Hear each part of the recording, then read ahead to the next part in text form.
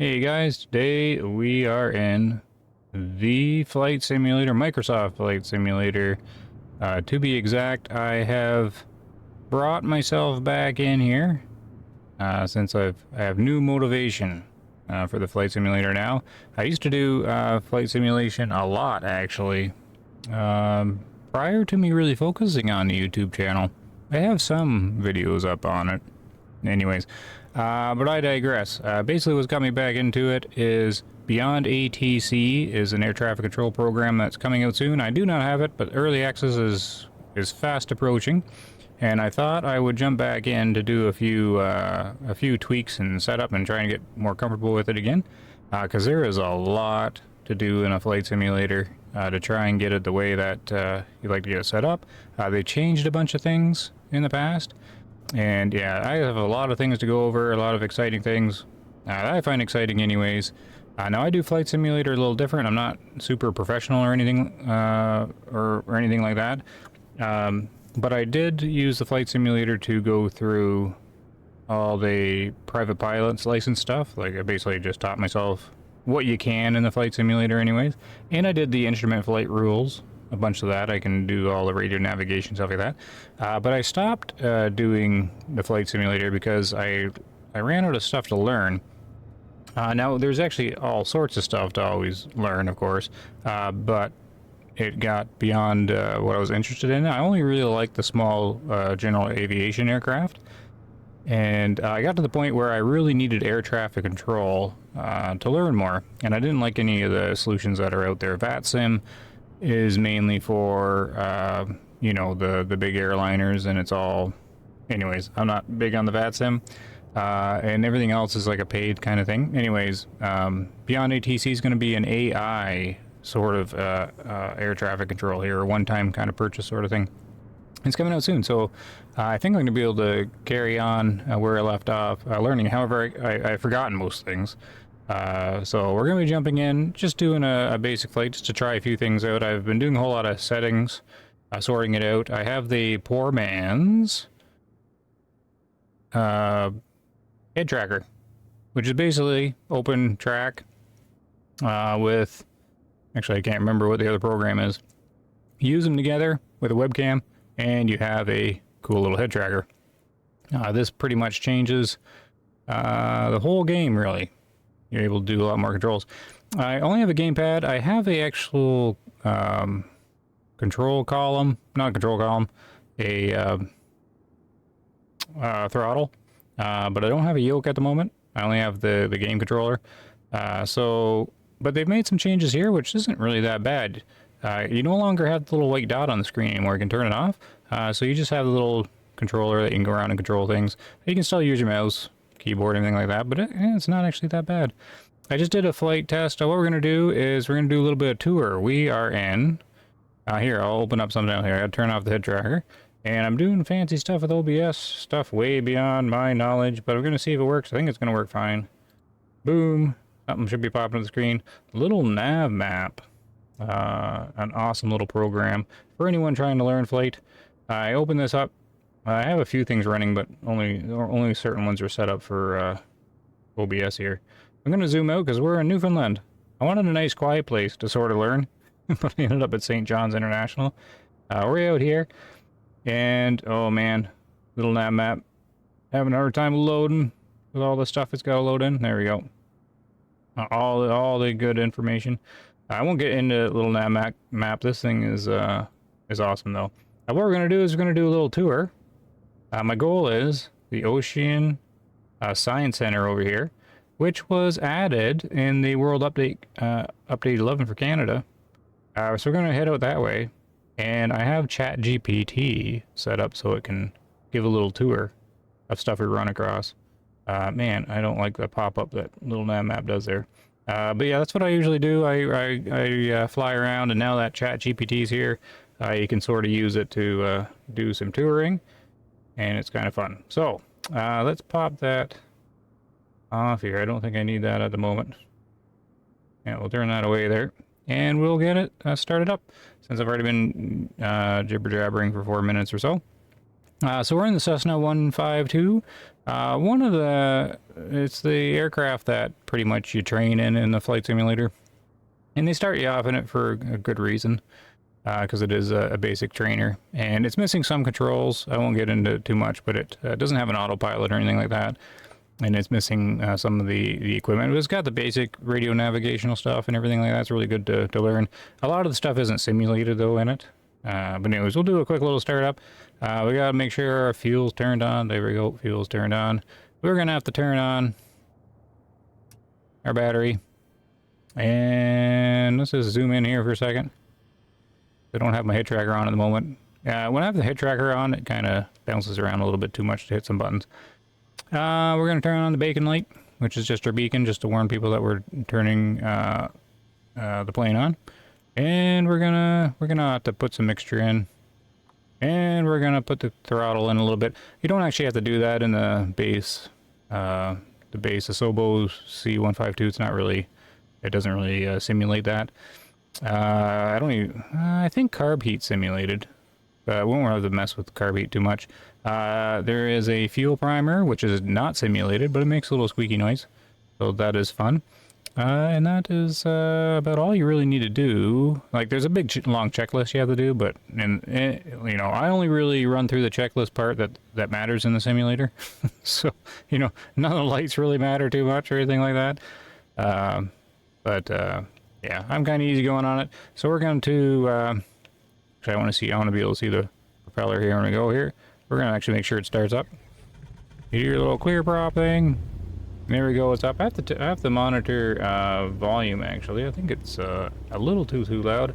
I might have to turn it down. That's what I'm still working on, because if I'm gonna make some more videos, I gotta get the volume all set, and it looks like it's reading a little high for what I wanted to, because if we throttle up, how loud does this get? Yeah, it's gonna be too loud, so we're gonna cut that back down, and I'm gonna make a little adjustment. Alright, I think we got the sound sorted out there. We'll do another rev up here.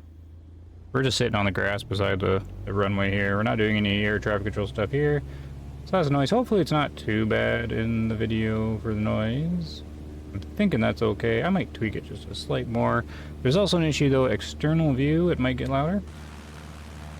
I don't know, that's reading about the same.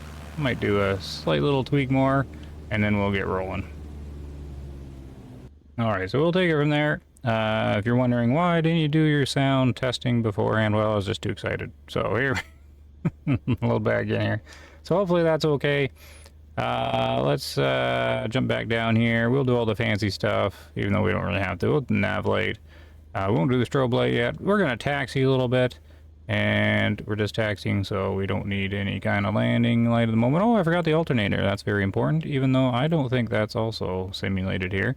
There is a plane out there, JP Logistics, who did the modification on the C152 here, and apparently did a lot of improvements. I was trying it out, but it seemed a little buggy to me, so I went and stayed here. I don't know, it was the engine shut off on me all by itself, and and then I couldn't get it back started again.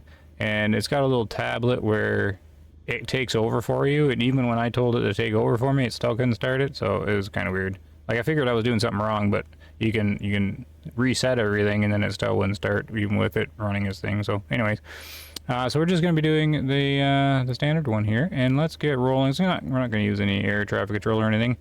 So we're going to need our parking brake off. Boonk. And we're going to go for a little tour here. Test things out. Let me turn back on the head tracker. There we go. Get some nice realism going on here. Got a good feeling.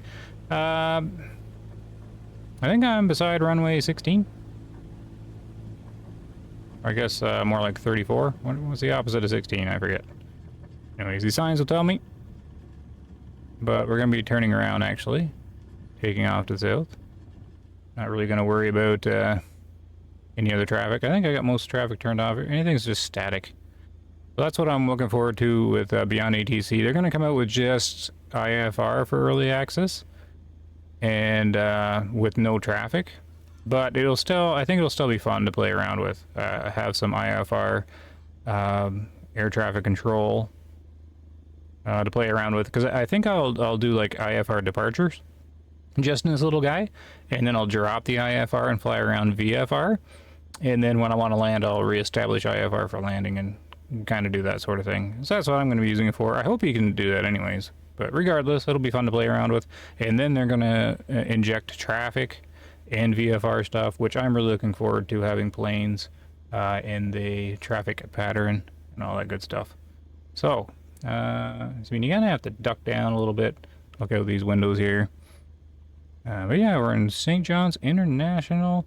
I thought it'd be cool to maybe tour Canada, but you have to start at one of the coasts and take it from there. But we'll just see. Yeah, I don't know. I don't know what I'm planning for Flight Simulator, but I figure we'll test a few things out. So that's what we're gonna do. We're gonna fly out to the east. And oh, I did put a little bit of an autopilot on the plane. And it's just a setting that you just toggle 0 to 1. And all it is it's a basic wing leveler. So all I have for autopilot is to level the wings. So my trim's set a little bit too high to the nose. I didn't even play around with it there. I was just cranking the trim when I was landing, so there we go. So if you're not familiar with Flight Sim, it's pretty much taking all its data from Big Map satellite, and all these buildings actually exist. Typically it only knows what the top of the building looks like, but all these buildings are in the right spot, the right sizes, all that stuff, for the most part. For the most part, so it's pretty cool. You can actually find your house, all that good stuff. But yeah, what we're going to do is I'm going to get the wing leveler rolling here. I don't need to go too high. 1,000 feet, we're going to pull back on the throttle. And what I'm going to do is I'm going to establish my little wing leveler. See if I can get it working here, because there's no indicator, since it's not actually something that's supposed to be in the airplane. No indicator that's on or not, so I can tip it like this. Yeah, see, it's gonna set up on myself. So, I have the wing leveler rolling. Let's pop to the exterior view for just a second. There we go. We don't have a strobe light on, but anyway, it doesn't matter. There it is. Beautiful game. Really fun. If you want to learn anything about flying, this one's pretty good. And it's great to see the actual places. The terrain coloring is kind of off sometimes. Like that's, well, it's, you know, a golf course right ahead there is going to be nice and healthy green, so I guess that's accurate. But you have some of the colors off and stuff like that, but, you know, it's still pretty cool. It's come a long way. All the lakes are in the right spot. All the roads are in the correct spot. All these buildings are. It can be a few years out of date, though. But I've noticed that Big Maps is catching up sort of to Google in some areas. Anywho, let's jump back in the cockpit. And I'm going to load up our little map here so you guys can see. Bunk. And it's kind of awkward because I have to look at the other screen while I'm doing it. So let's just take a look here. I don't know how visible that'll be. Our plane's down this way. And we want to go north here to find the Ocean Science Center. Alright, so give me a second here. I'm going to set a few things up. We'll be right back. Alright, I think I'm set. Getting a little sorted out here because I'm growing pains. Let's check on the little nav map. Actually, I had to reset a few things because the little nav map, I had forgotten where my plane was and I couldn't reestablish it back again. So here it is. We actually just passed Cabot Tower. We should actually come back and check on it, but our main goal is Ocean Science Center. So we're definitely going to swing around north here. So let's do a turn. Alright. We'll turn that little nav map off.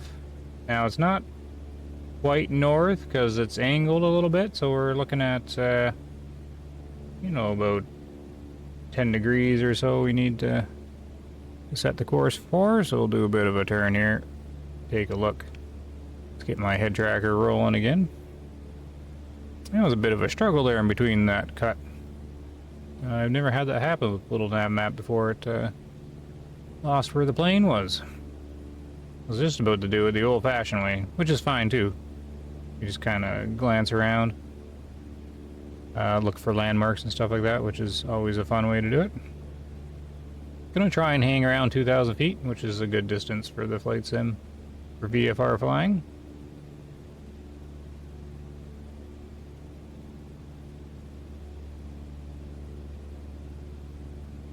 So we'll turn around here, fly up and down the coast.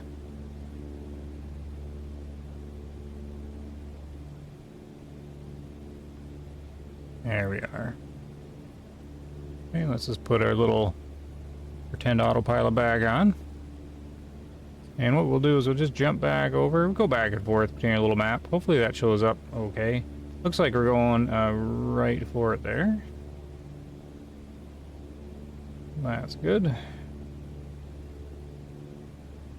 Alright, just along the coast, not too far away. We're doing 86 knots, 2,100 feet. We'll see if we can locate this. I don't know what it looks like,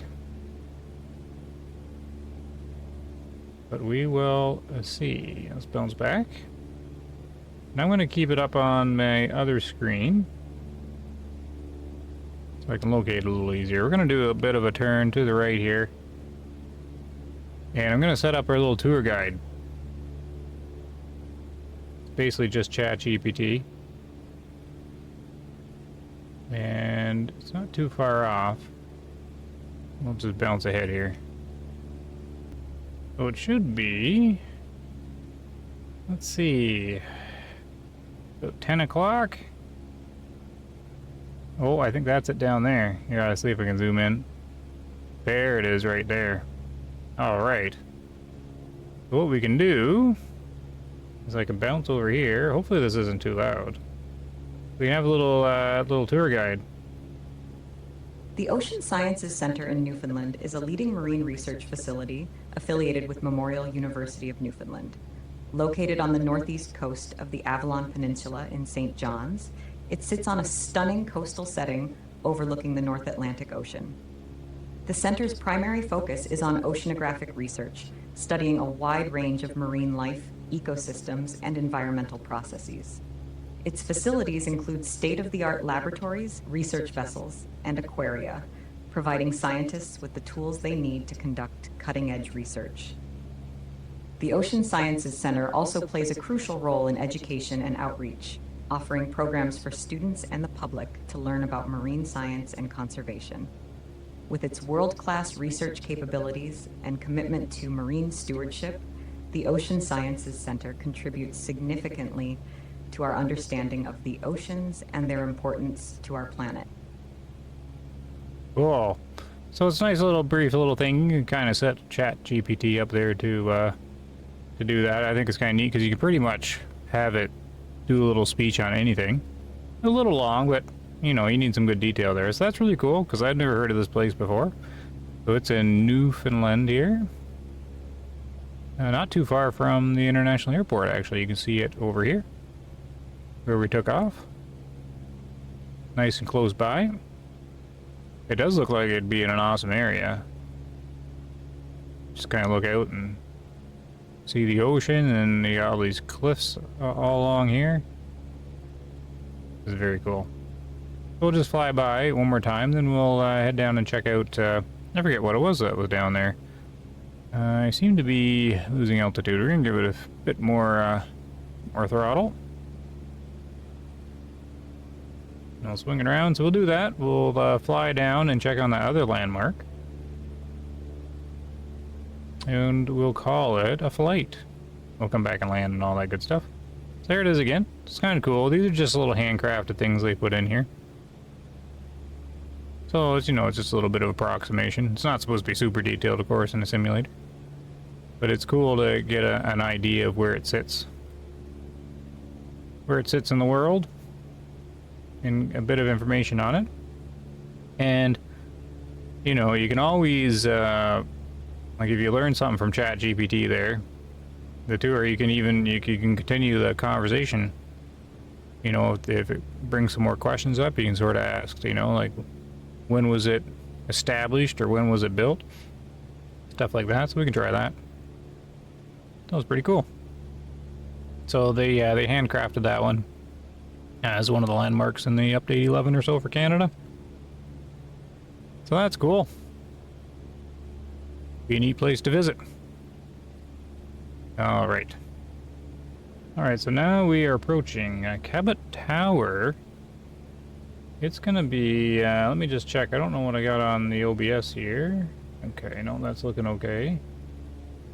We gotta locate this here. It's supposed to be right at our 3 o'clock. That might be too high.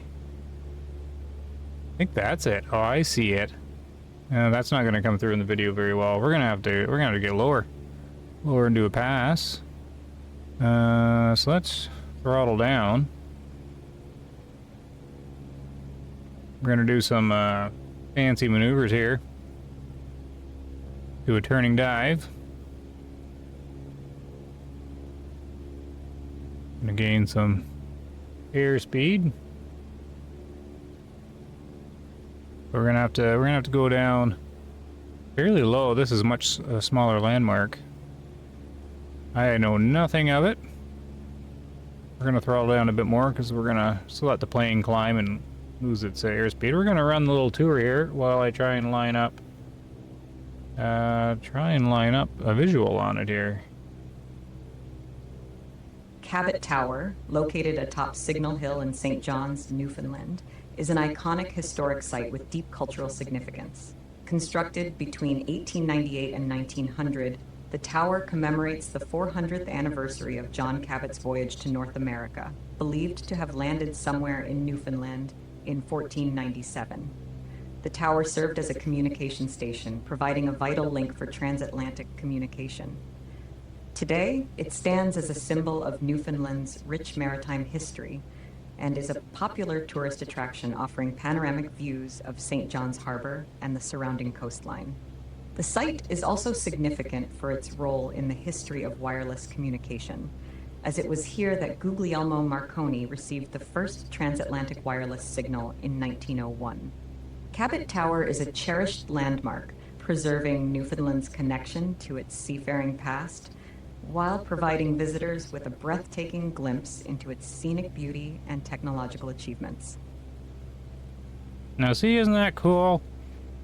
I didn't know that. Well, Cabot, that rings a bell there now. But I didn't know it was like for receiving the first signals and all that sort of stuff.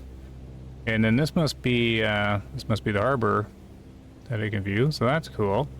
You can even ask Chat GPT about the harbor, of course. I'm losing too much altitude here. We'll throttle back up. See what kind of details are at the harbor. Yeah, just kind of like the basic stuff, basic satellite stuff. Oh, but that's really cool, because then you can ask more about, you know, about the wireless communication thing, and, you know, find out more about John Cabot and his voyage to North America. So you can just sort of, you know, fly around, learn about all the stuff you see, and you don't even have to ask about the landmarks, like whatever those are. I can ask about that, you know, and then it'll give you an answer. Let me just see if I can find out what they are, just for fun. Okay, so those like white tanks or whatever. I kind of turned around there. I don't think I can see them from here. They're not actually labeled on Google Maps or anything, so they won't tell me what they are. Or I can't figure out what they are anyways. But we're kind of heading back. However, there was two things I seen here. I'm just trying to figure it out on the map here. It's supposed to be like this big dam, and then there's this fort. I just want to see what it looks like in the simulator. And I've got it's kind of set up too. I can't quite tell where it is. This is called Big Dam, but it's on like a little lake thing. I don't really see anything here though. However, Fort Amherst is supposed to be here.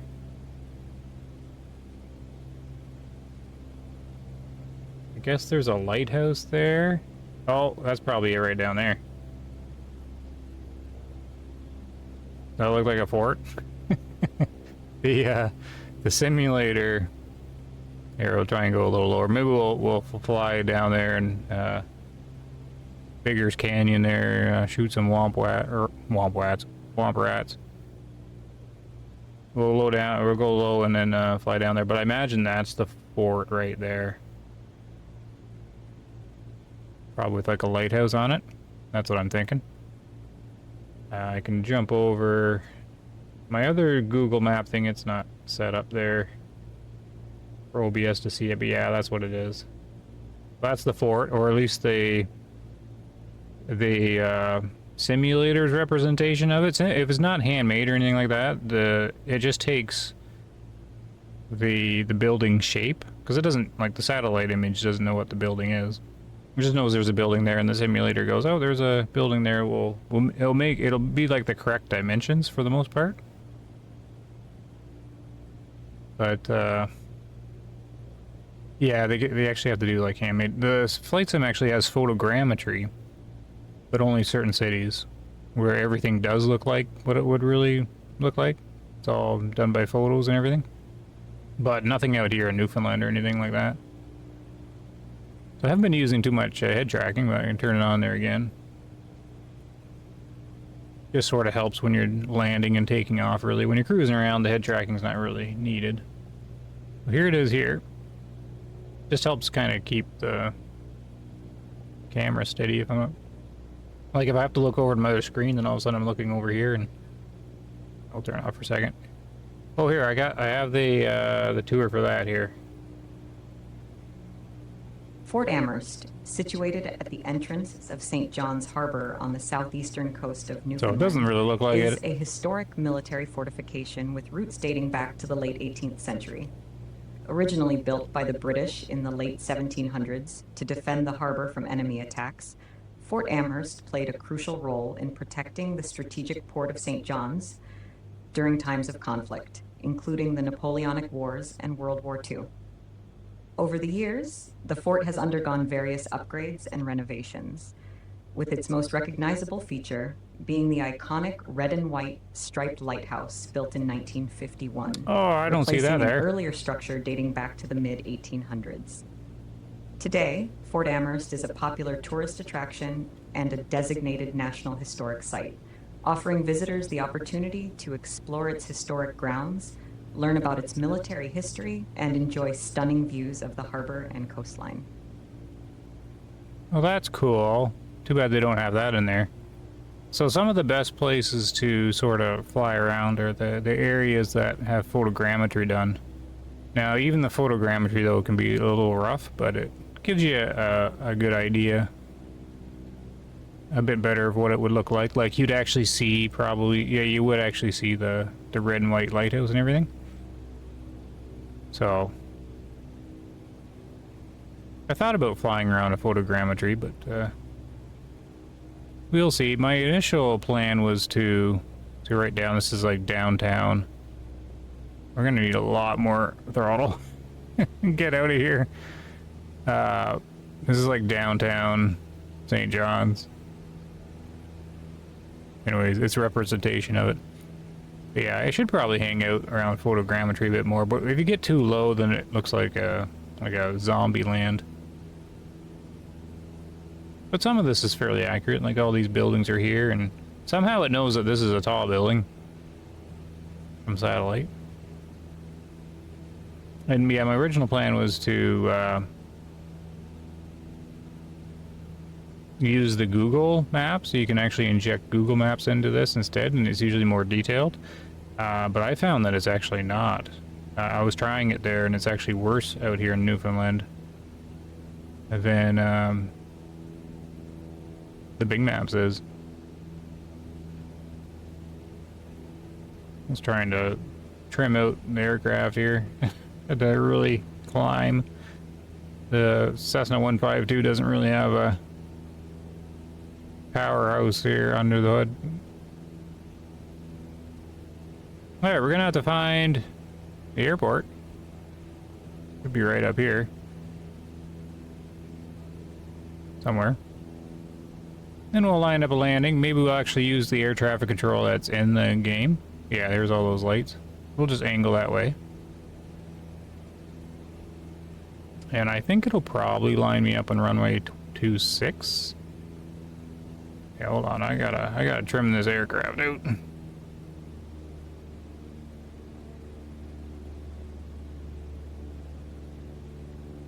really need to be climbing that much.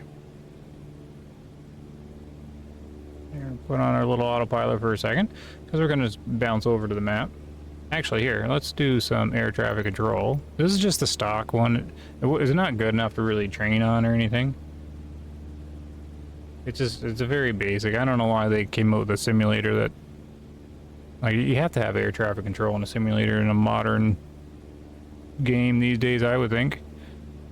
But it's pretty rough. But we can still talk to them.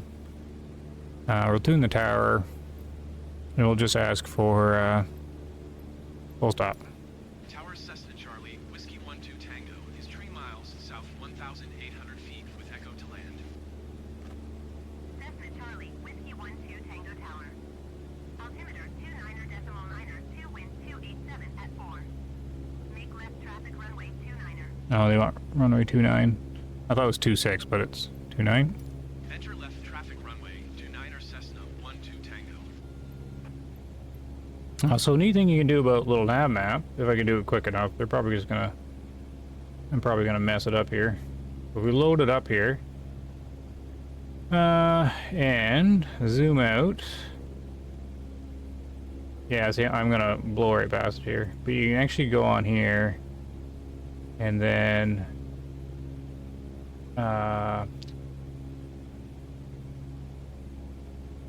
hold on. It's not letting me add it. I gotta do it here. You can add the traffic pattern here. Runway 29, she said, right? And it's left. Boom. So we've got it. And I'm gonna miss the entry off by a little bit. The entry's right here. We're gonna have to do a hard turn to the right. We'll pop that off there. And we'll grab that traffic pattern. We're gonna have to start doing the turn. So the runway's right there. Runway 29. And you know what? That's kind of an interesting way to enter, but it's not actually that bad. I'm only a little bit off. Yeah, I'm pretty much right on it too. I don't know what the ground level is, but we actually are at about right. We're about 1,000 feet above ground level. And yeah, I should actually turn the head tracker back on. I can start getting ready to land. Yeah, we're actually pretty much on the traffic pattern for 29. Cessna 12 Tango wind 287 at 4. Clear to land runway 29er. Alright. Yeah, I can't wait for BeyondATC. Clear to land runway 29er Cessna 12 Tango. Get some real air traffic control going here. So there it is. I know you can't really see, but if I bump over to OBS again here, it shows. See, I'm right at the bottom right corner of it. And we can start the turn.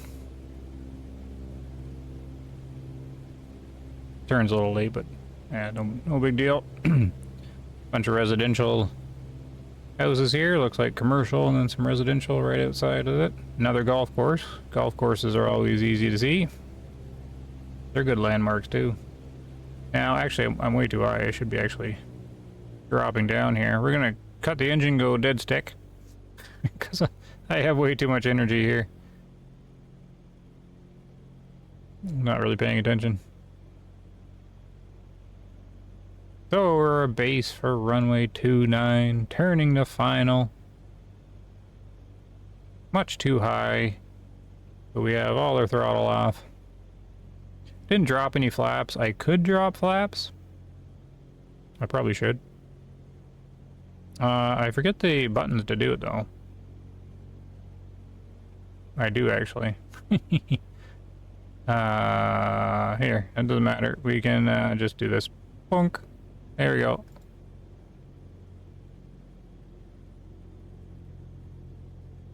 Way too high, but we have We have a massive runway to catch here. This is basically a go around. Man, I can't even slow down very much. No throttle on at all. I could drop the flaps again.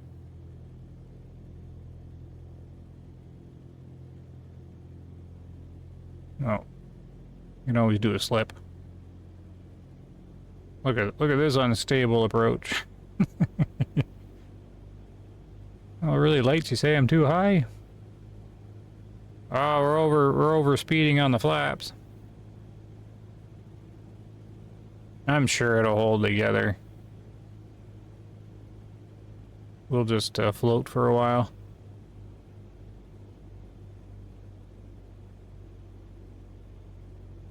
Way too much energy coming in. Tons of runway though. We'll do some butter here. Off center though, but anyways. There we go. There we go. We'll just flap up on the roll. And tower should be telling us to vacate. Cessna 12 Tango exit runway when able. Alright, when able. We can go external view. Looks like a run-up area or something.